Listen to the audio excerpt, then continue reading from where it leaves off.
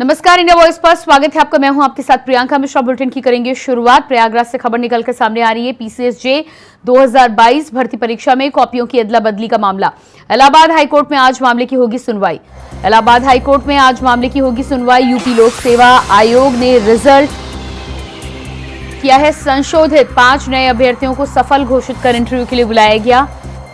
Interview के लिए बुलाए गए अभ्यर्थियों में याचिकाकर्ता श्रवण पांडे भी शामिल। आयोग ने माना मानवीय गलती से कॉपियां बदल गईं। भर्ती परीक्षा में 50 कॉपियां बदली गई थी। यूपी लोक सेवा आयोग की तरफ से बयान निकलकर सामने आया है। भर्ती परीक्षा में 50 कॉपियां बदल गई। तो यूपीएससी की तरफ से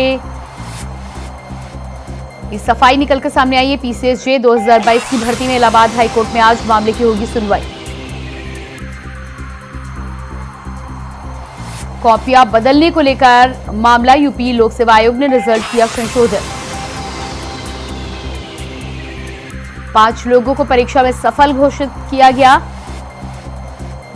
नए अभ्यर्थियों को सफल घोषित कर इंटरव्यू के लिए तलब किया गया। भर्ती परीक्षा में 50 कॉपियां बदल गई थी। यूपी लोक सेवा आयोग ने यह गलती मानी है। उनका कहना है कि मानवीय गलती की वजह से बदली गई थी कॉपियां।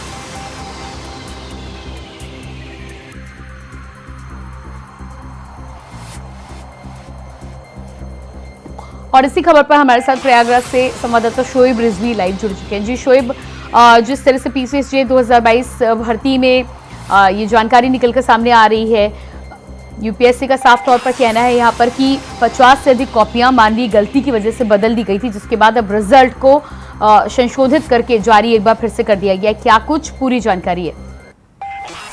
देखिए, निश्चित तौर पर आज जो लोक सेवा आयोग है उसकी तरफ से जवाब दाखिल करना है और जो जवाब दाखिल करना है उसमें जाहिर सी बात है इस पर सवाल उठे थे। तो जो संशोधित रिजल्ट किया है, जो गलती हुई थी उसको संशोधित करते हुए रिजल्ट जो जारी किया है उसको हाईकोर्ट को सूचित करेगा। वही अपडेशन वो उसको देगा। हालांकि जो याचिका करता है श्रवण कुमार, उसने पहले याचिका खुद की थी, लेकिन अब उसने डिमांड की है कि इस याचिका को जनहित याचिका में कन्वर्ट किया जाए। उसका कहना यह है कि बड़ी संख्या में गड़बड़ी हुई है, इस वजह से ये जनहित का मामला है, तो इसलिए इसको पीआईएल की तरह ट्रीट किया जाए, क्योंकि ये अच्छा श्रवण कुमार ने की थी। हालांकि श्रवण कुमार जो संशोधित रिजल्ट है उसमें वो चयनित हो चुका है, उसके बावजूद उसने अब ये डिमांड की है कि इस पूरी याचिका को उसकी पर्सनल न मानकर के जनहित याचिका के रूप में इसको सुना जाए। और जो गड़बड़ी हुई है उस पर उसने जो सवाल उठाया है, तो इस वजह से अब आज कोर्ट में ये 2 महत्वपूर्ण बिंदु की एक तरफ क्योंकि आयोग अपना जवाब दाखिल करेगा कि उसने जो पिछली तारीख में जो कोर्ट कहा था उसको किस तरह से उसने पूरा किया है, खासतौर से उसने जो गलती मानी है, उसके अलावा जो रिजल्ट संशोधित किया गया है तो उस रिजल्ट के बारे में इन्फॉर्म करेगा। लेकिन जो याचिका करता है सर, वो कहीं ना कहीं अभी इस याचिका को इंडिविजुअल ना होकर जनहित याचिका यानी पीआईएल में कन्वर्ट करने की बात कह रही है और इसको बड़े पैमाने पर जो गड़बड़ी हुई उसकी जाँच की मांग कर रहा है। तो इसलिए अब आज महत्वपूर्ण होगा कि जो आयोग है उसके जवाब से कोर्ट कितना संतुष्ट होता है और जो याचिका करता है उसने जो डिमांड की है कि इस याचिका को अब एक तरह से पीआईएल की तरह ट्रीट किया जाए, जनहित याचिका की तरह ट्रीट किया जाए, उस पर कोर्ट क्या निर्णय लेता है और उसके बाद आगे इस पर क्या कुछ कार्रवाई आगे बढ़ती है इसका इंतजार करना पड़ेगा। लेकिन इतना जरूर है कि आयोग आज अपना जवाब जो दाखिल करेगा, एक बात जरूर है कि उसने इस बात को स्वीकार किया है कि गड़बड़ी हुई थी और इसीलिए उसने संशोधित रिजल्ट जो है वो जारी किया है और इसी बारे में आज कोर्ट को इन्फॉर्म करेगा। जी बिल्कुल, तो कोर्ट में इस मामले की आज सुनवाई होनी है और देखना ही होगा कि कोर्ट की प्रक्रिया के बाद क्या कुछ और जानकारी निकलकर सामने आती है। लेकिन इस पूरे मामले में जिस तरह से आयोग ने यहाँ पर मानवीय गलती की बात कही है, रिजल्ट संशोधित करके घोषित भी कर दिया है, लेकिन क्या मानवीय गलती जिससे हुई है उसके पीछे क्या कारण है, किनसे गलती हुई है, उसको लेकर आयोग की तरफ से कोई कार्रवाई भी की गई है?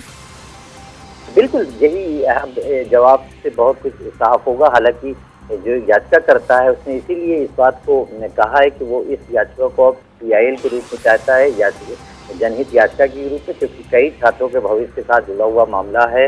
उसमें जो गड़बड़ी हुई है वो कहीं ना कहीं उनके भविष्य के साथ जुड़ा हो, इसलिए इस पर गंभीरता से सुनाई हो और एक तरह से जो जिम्मेदार लोग हैं उस पर कार्रवाई हो, शायद यही मंशा है। इसीलिए उसने अभी इस याचिका को, क्योंकि जो याचिका करता है खुद वो एक संशोधित रिजल्ट में चयनित हो गया है, यानी कहीं ना कहीं उसकी एक जो डिमांड थी वो उसकी तो पूरी हो गई है, लेकिन उसका अब ये कहना है कि वो चाहता है कि और छात्रों के साथ जो गड़बड़ी हुई है उस पर अब इसको जनहित याचिका के रूप में क्योंकि जी बिल्कुल, तो जिस तरह से पीआईएल की तरह ट्रीट करने की यहाँ पर बात की जा रही है, जाहिर सी बात है गड़बड़ियों की बात जब निकल कर सामने आई है तो ऐसे में एक बार फिर से मामले की तह तक जाना चाहिए। क्या लगता है कि जो याचिकाकर्ता ने रिक्वेस्ट भेजी है कि इसे पीआईएल की तरह ट्रीट किया जाए, उस पर क्या कुछ कोर्ट की तरफ से फैसला आ सकता है?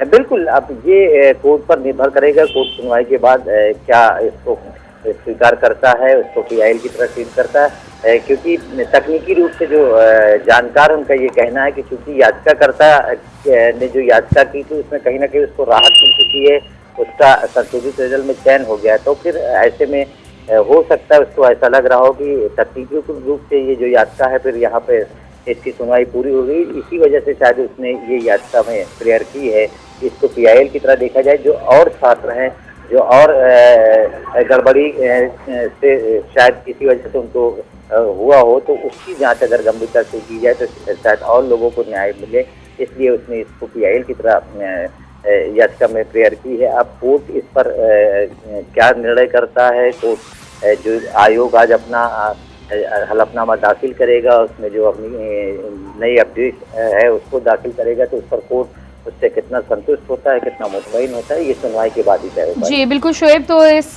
पूरे मामले में कार्रवाई के लिए क्या कुछ समय निर्धारित किया गया है और इस फैसले को लेकर कितना और इंतजार करना पड़ेगा? देखिए, अब कुछ देर बाद इस मामले में कोर्ट की जो प्रोसीडिंग प्रक्रिया है उसमें जो केस नंबर है उस आधार पर इसका जब नंबर आएगा तो उस पर कोर्ट अपनी सुनवाई करेगा और उसके बाद जो आयोग है उनके वकील की तरफ से जो अब हलफनामा दिया जाएगा, जो अपडेट किया गया है, संशोधन किया गया, उसके बाद दूसरे पक्ष की तरफ से क्या जवाब सवाल उठाए जाते हैं, जवाब दिए जाते हैं, उस पर कोर्ट क्या करेगा वो इंतजार करना पड़ेगा। ये उम्मीद की जा रही है कि आपसे थोड़ी देर बाद जब इसका सीक्वेंस नंबर आएगा तो थोड़ी ये सुनवाई होगी। जी बिल्कुल शोएब, इस तमाम जानकारी के लिए बहुत शुक्रिया आपका। और इसके बाद बात करेंगे झारखंड की सियासत से जुड़ी बड़ी खबर निकल के सामने आ रही है। चंपई सोरेन के बीजेपी में शामिल होने का रास्ता साफ। ताजपोशी के पहले जेएमएम के पद से देंगे इस्तीफा। राज्यपाल को मंत्री पद का इस्तीफा सौंपेंगे चंपई सोरेन। आज झारखंड की राजधानी रांची पहुंचेंगे चंपई सोरेन। तो चंपई सोरेन के बीजेपी में शामिल होने का रास्ता हुआ साफ। राज्यपाल को मंत्री पद से इस्तीफा सौंपेंगे चंपई सोरेन। झारखंड की राजधानी रांची पहुंचेंगे चंपई सोरेन। तो मुलाकात की तस्वीरें जो निकलकर सामने आ रही हैं, असम के सीएम हेमंत बिस्वा शर्मा की तरफ से भी इसे अपनी पोस्ट में साझा किया गया है। उस पर अमित शाह से मुलाकात करते हुए चंपई सोरेन, हेमंत बिस्वा शर्मा और इसके अलावा शिवराज सिंह चौहान भी इस मुलाकात के दौरान वहां पर मौजूद दिखाई दिए।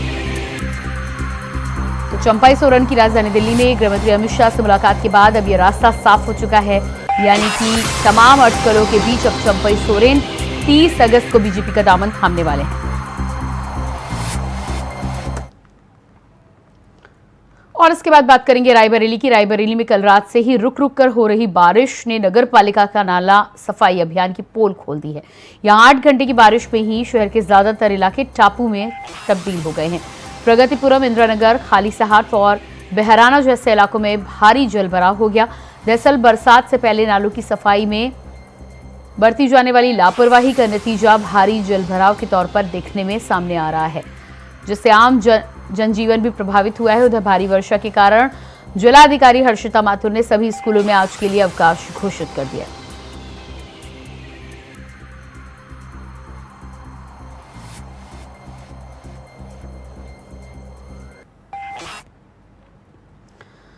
तो झारखंड की सियासत से जुड़ी बड़ी खबर निकल के सामने आ रही है। चंपई सोरेन के बीजेपी में शामिल होने का रास्ता हुआ साफ। ताजपोशी के पहले जेएमएम के पद से इस्तीफा देंगे चंपई सोरेन। राज्यपाल को मंत्री पद से इस्तीफा सौंपेंगे चंपई सोरेन। आज झारखंड की राजधानी रांची पहुंचेंगे चंपई सोरेन।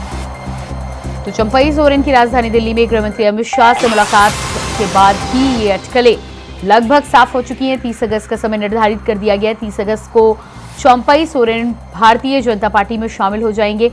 असम के सीएम हेमंत बिस्वा शर्मा की तरफ से इस बात को पुष्ट किया गया है, इस बात की पुष्टि की गई है। और इसी खबर पर हमारे साथ रांची से संवाददाता अजय कुमार पांडे जुड़ चुके हैं। जी अजय, तमाम अटकलों के बीच में आखिरकार चंपई सोरेन ने भारतीय जनता पार्टी का दामन थाम ही लिया और 30 अगस्त को बताया जा रहा है कि आधिकारिक रूप से भारतीय जनता पार्टी की सदस्यता ग्रहण करेंगे चंपई सोरेन। बिल्कुल प्रियंका, देखिए झारखंड के सियासत के सबसे सियासत देखी वो चंपई सोरेन थे और चंपई सोरेन की जो सस्पेंस है वो खत्म हो गया है और आज वो जो है बीजेपी में शामिल होने के बाद वो खुशी समय के बाद वो राजधानी रांची पहुंचेंगे और सबसे पहले वो अपनी मंत्री पद का इस्तीफा देंगे। राज्यपाल के सौंपेंगे, उसके बाद अपनी पार्टी झारखंड मुक्ति मोर्चा के पार्टी सुरक्षा के इस्तीफा सौंपेंगे। तो निश्चित रूप से उनके अपराधता जो है समय का अनुसार जो है वो साफ तरीके से क्लियर हो चुका है और झारखंड मुक्ति आने के बाद जो है अब बीजेपी और यही जो घटक दल है जिसमें राजनीतिक सियासत की करवट देना ये देखने वाली बात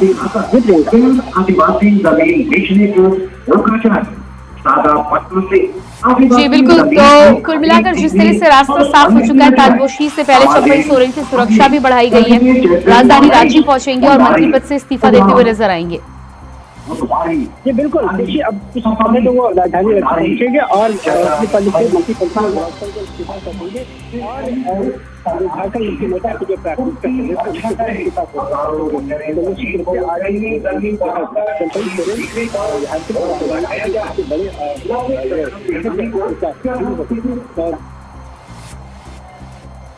जी बिल्कुल। तो अजय बहुत बहुत धन्यवाद आपका।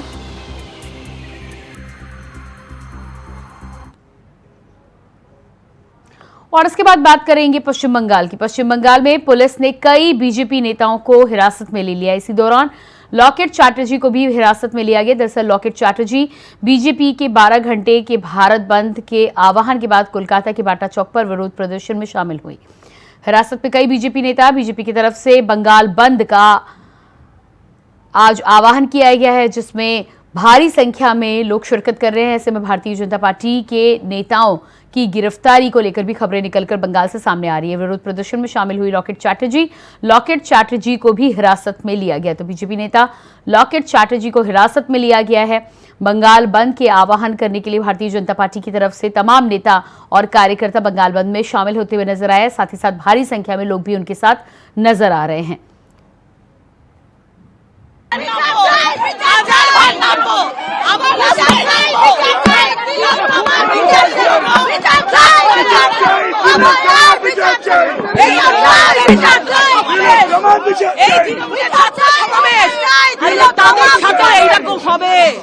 যদি না বিচার হয়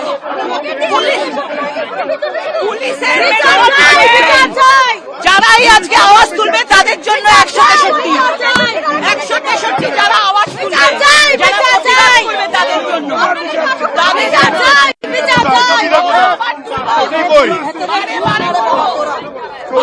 और इसके बाद खबर दिल्ली से निकल कर सामने आ रही है। डॉक्टरों की सुरक्षा को लेकर केंद्र सरकार की बैठक, राज्यों के मुख्य सचिव और डीजीपी बैठक में हुए शामिल। गृह और स्वास्थ्य सचिव की अध्यक्षता में बैठक जारी। वहीं डॉक्टरों की सुरक्षा को लेकर दिल्ली में बड़ी बैठक जारी। राज्यों के मुख्य सचिव और डीजीपी बैठक में शामिल। डॉक्टरों की सुरक्षा को लेकर दिल्ली में बड़ी बैठक जारी। गृह और स्वास्थ्य सचिव की अध्यक्षता में हो रही है बैठक।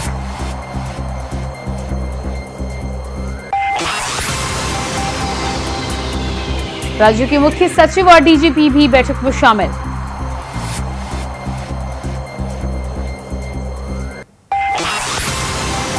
तो डॉक्टरों की सुरक्षा को लेकर केंद्र सरकार की राजधानी दिल्ली में बैठक। गृह और स्वास्थ्य सचिव भी बैठक में मौजूद। डॉक्टरों की सुरक्षा को लेकर लगातार मंथन जारी।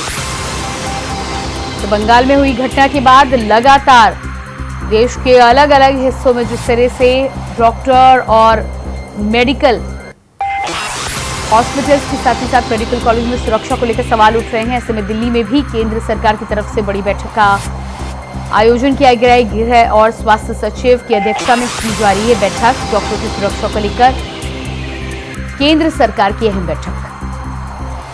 राज्यों के मुख्य सचिव और डीजीपी भी बैठक में शामिल।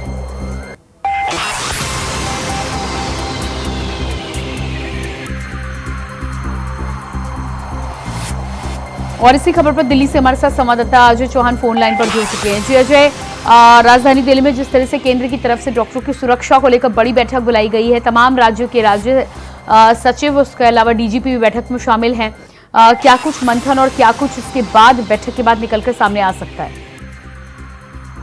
डॉक्टरों को लेकर जो खिलाफ हिंसा है, जो विषय लगातार कहीं ना कहीं सामने आ रहे थे, उसको लेकर एक बड़ा फैसला लिया जा रहा है, जिस तरह से जो राष्ट्रीय टास्क फोर्स ने राज्य सरकार से सुझाव मांगा है, उसके साथ लेकर ये पश्चिम बंगाल जो कोलकाता जो कांड हुआ महिला डॉक्टर के साथ, उसको लेकर के बड़ा हो सकता है कि आज स्वास्थ्य मंत्री से एक वर्चुअल बैठक की जाएगी, जिसके अंदर सभी से राय ली जाएगी कि डॉक्टर की जो समस्या है वो किस तरह से रोकी जाए।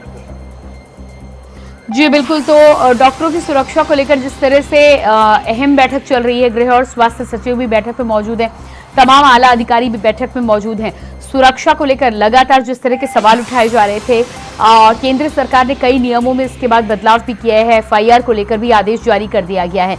क्या लगता है बैठक के बाद सुरक्षा को लेकर कई अहम कदम उठाए जा सकते हैं? बिल्कुल, देखिए कई मुद्दे ऐसे हैं जो डॉक्टर को लेकर लगातार कहने का धरना प्रदर्शन, जिस तरह जो कांड हुआ उसको लेकर पूरे भारत के अंदर एक धरना प्रदर्शन किया गया। कहीं ना कहीं इससे सुरक्षा लोग स्वास्थ्य मंत्री तक से और केंद्र सरकार तक से ये बात चाहिए कि आखिरकार ये सुरक्षा होती है और किस तरह से डॉक्टर के साथ इस तरह से व्यवस्था करता है, तो कहीं ना कहीं एक सिस्टम बनाया जाए ताकि डॉक्टर के साथ ऐसा कोई व्यवहार नहीं किया है। तो कहीं ना कहीं ये कानून की बात की जा रही है और वर्चुअल बैठक के अंदर कई मंत्री भी मौजूद रहेंगे, कहीं केंद्र मंत्री लगातार स्वास्थ्य मंत्रालय से पूरे कई सचिव भी मौजूद है कि इसको किस तरह से लिया है, क्योंकि कलकत्ता जैसे जो कांड हुआ, हादसा हुआ, उसको लेकर पूरे देश में कहीं ना कहीं आक्रोश था। अब इसको लेकर बैठक की देखना ये होगा आखिरकार अब जो केंद्र सरकार क्या नया फैसला लाने वाली है डॉक्टर के। जी बिल्कुल, तो डॉक्टरों के हित में क्या कुछ केंद्र सरकार लाने वाली है, ये अहम मुद्दा है। और जिस तरह से लगातार बंगाल के साथ ही साथ बंगाल बंद का आह्वान भारतीय जनता पार्टी के नेताओं के द्वारा आज किया गया है, अलग अलग जगहों पर भी प्रदर्शन लगातार जारी है। ऐसे में क्या लगता है आपको कि डॉक्टरों के द्वारा जिस तरह से, खासतौर से जूनियर डॉक्टर, रेजिडेंट डॉक्टर के द्वारा जिस तरह से आवाज उठाई जा रही है, ऐसे में सुरक्षा को लेकर आने वाले समय में कई मानक में बदलाव होता हुआ दिखाई देगा? बिल्कुल, देखिए यही आज जैसे बैठक की जा रही है और कल एक और बैठक का जो सामने आ रहा है, जिससे बृहस्पतिवार को एक राज्यों के मुख्य सचिव जो होंगे वो मौजूद होंगे, पुलिस महानिदेशालय के साथ वर्चुअल भी बैठक की जाएगी सुरक्षा को लेकर के। क्योंकि एक बैठक बहुत अहम भूमिका है, क्योंकि लगातार जिसमें डॉक्टर अलग अलग अस्पतालों से घटनाएं सामने आती हैं, लेकिन कलकत्ता की जो घटना थी वो सबसे ज्यादा जोड़ने वाली घटना थी, जिसको पूरे केंद्र सरकार प्रधानमंत्री मोदी ने खुद इसको संज्ञान लिया था। और खास कि वही स्वास्थ्य मंत्री लेकिन ममता बनर्जी ने जिस तरह से अपने आप को बचाने के लिए अलग अलग देश वही एक लेटर लिखा, तो कहने का सवाल जरूर खड़ा होता है कि राज्य सरकार किस तरह से काम करती है, पुलिस क्या काम कर रही है, ऐसे में सवाल जरूर बनता है। इसको लेकर के जो बैठक की जा रही है वो एक निर्णय है और ले जो बड़ा एक फैसला हो सकता है इसका। जी बिल्कुल अजय, तो फैसला निकल कर सामने आ सकता है। बहुत बहुत शुक्रिया आपका इस तमाम जानकारी के लिए।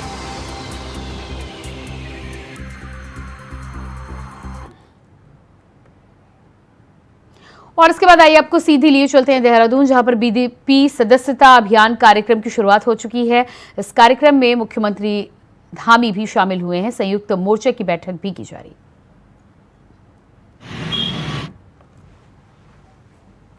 तो होगा, इसलिए मैं ज़्यादा कुछ नहीं बोलूँगा, पर मैं एक बात जरूर कहना चाहता हूँ कि हम इन विशेष अभियानों के माध्यम से समाज के हर वर्ग तक हम पहुँचें, ये हमारा प्रयास होना चाहिए। इससे जहाँ पार्टी की गतिविधियाँ बढ़ेंगी, पार्टी का विस्तार होगा, वहीं आपके स्वयं के व्यक्तित्व के विकास के लिए भी ये बहुत आवश्यक हो जाता है। लोगों तक आपकी पहुंच बनती है और लोगों के बीच में से माउथ पब्लिसिटी से कहीं ना कहीं जिनको आप संगठन से जोड़ने का काम करते हैं, वह भी आपके लिए एक आधार बनते हैं। और इस अभियान के द्वारा हमें विभिन्न समुदाय के साथ ही जो समाज का प्रबुद्ध वर्ग है, युवा वर्ग है, विशेषकर हमारी मातृशक्ति महिलाएं हैं, और इसमें कार्यकर्ताओं के छोटे छोटे समूह बनाकर हमें लोगों के बीच में जाना है। और आदरणीय प्रधानमंत्री जी के नेतृत्व में जो भारत की बदलती हुई तस्वीर है और पिछले 10 वर्षों में जिस प्रकार से भारत बदला है, वो सब तस्वीर हमने लोगों के बीच में लेकर जानी है। और केंद्र और राज्य सरकार की जो योजनाएं हैं, जो कल्याणकारी योजनाएं हैं, काम हैं, वो सभी को, जिनको भी हम सक्रिय कार्यकर्ता बना रहे हैं, जिनसे संपर्क कर रहे हैं, उन सब के बीच में लेकर जाना है। और ये काम हमारे मोर्चे के जो कार्यकर्ता हैं, मोर्चे के जो पदाधिकारी हैं, उनकी जो है इस काम को करने में बहुत महत्वपूर्ण भूमिका है, क्योंकि ये केवल अभियान पार्टी के जो हमारे सदस्य हैं, केवल सदस्यों को बढ़ाने का अभियान नहीं है, बल्कि यह हमारे जो वैचारिक मूल्य हैं, हमारी पार्टी की नीतियां हैं, हमारे सिद्धांत हैं, उन सबको भी जन जन तक पहुंचाने का एक बहुत बड़ा अवसर हमारे सामने है। और 2 सितंबर को जैसा अभी कुलदीप जी ने बताया कि जब हम इस अभियान को प्रारंभ करने वाले हैं, उसी दिन जो इन्होंने अभी नंबर यहाँ पर लॉन्च हुआ है, वो नंबर भी तभी एक्टिवेट होगा और हमारे प्रधानमंत्री मोदी जी पहले सदस्य बनेंगे। उस दिन जो है राष्ट्रीय अध्यक्ष जी उनको सदस्य बनाएंगे और ये केवल एक औपचारिकता नहीं होगी, बल्कि एक प्रतीक होगा कि हमारी पार्टी का हर एक सदस्य कितना महत्वपूर्ण है। और मुझे हमारे जो प्रेरणा स्रोत पंडित दीनदयाल उपाध्याय जी के विचार हैं, वो हमेशा हमारा मार्गदर्शन करते हैं कि समाज के अंतिम छोर में खड़े हुए व्यक्ति तक हमारा संगठन पहुंचे, हमारी सरकार पहुंचे और ये तंत्र नीचे तक जाए। और उन्होंने कहा था कि आज का विरोधी कल का मतदाता बने, कल का मतदाता परसों हमारा सदस्य बने और परसों का सदस्य हमारा सक्रिय कार्यकर्ता बने। इस विचार को साकार करने का सबसे सशक्त माध्यम अगर कोई है तो यही है जो हम सब लोग, जिसकी आज यहाँ पर जिसके कारण से हम सब लोग एकत्र हुए हैं, हमारा सदस्यता अभियान। हमारा लक्ष्य यह भी होना चाहिए कि ऐसे लोग हमारे साथ जुड़ें जो हमारी विचारधारा में विश्वास रखते हैं और राष्ट्र और समाज के निर्माण में अपना योगदान देना चाहते हैं। उन सबको हमने पार्टी से प्राथमिकता के आधार पर जोड़ने का काम करना है। मुझे खुशी है कि संगठन द्वारा हर विधायक को भी ये जिम्मेदारी दी गई है कि वो अपने चुनाव में मिले मतों के बराबर कार्यकर्ता जोड़े। ये अपने आप में एक अनूठी पहल है कि सभी को कहीं ना कहीं रिस्पॉन्सिबल। तो आप देहरादून से सुन पा रहे थे मुख्यमंत्री पुष्कर सिंह धामी को बीजेपी के सदस्यता अभियान के तहत लोगों को संबोधित कर रहे थे। और इसी के साथ फिलहाल इस बुलेटिन में इतना ही। खबरों के लिए बने रहिए इंडिया वॉइस के साथ। नमस्कार।